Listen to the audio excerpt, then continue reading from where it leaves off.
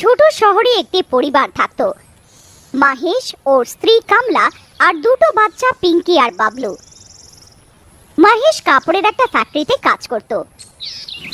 একদিন ফ্যাক্টরিতে আগুন লাগার কারণে ফ্যাক্টরির মালিক অনেকগুলো লোকেদের কাছ থেকে বার করে দিল। এর মধ্যে মাহেশও ছিল। মাহেশ এমনিতেই পয়সার অভাবে ছিল। তারপর চাকরি চলে যাওয়ার কারণে বাড়ির অবস্থা আরো খারাপ হয়ে গেল। একদিন পুরো পরিবারের সাথে বসে খাবার খেতে থাকে। তখন কামলা মাহেশকে বলে, বাড়ির মাসকাবাড়ি শেষ হতে চলেছে, ব্যাস ৩-৪ দিনের মাসকাবাড়িই রয়ে আছে। কি করি কিছু বুঝতে পারছি না, কোথাও তো কোনো চাকরিও পাচ্ছি না, এখন বাড়ির ভাড়াটাও দিতে হবে। যদি আমি তাড়াতাড়ি কোনো চাকরি না পাই তো আমরা রাস্তায় এসে যাব। চিন্তিত হয়ে না বাবা, ভগবান কোনো না কোনো রাস্তা নিশ্চয়ই বার করে দেবে। পরের দিন পাশের বাড়ির একটি মহিলা মহেশের বাড়ি আসে। সবাই ওকে ভালোবেসে মাসি ডাকতো। ও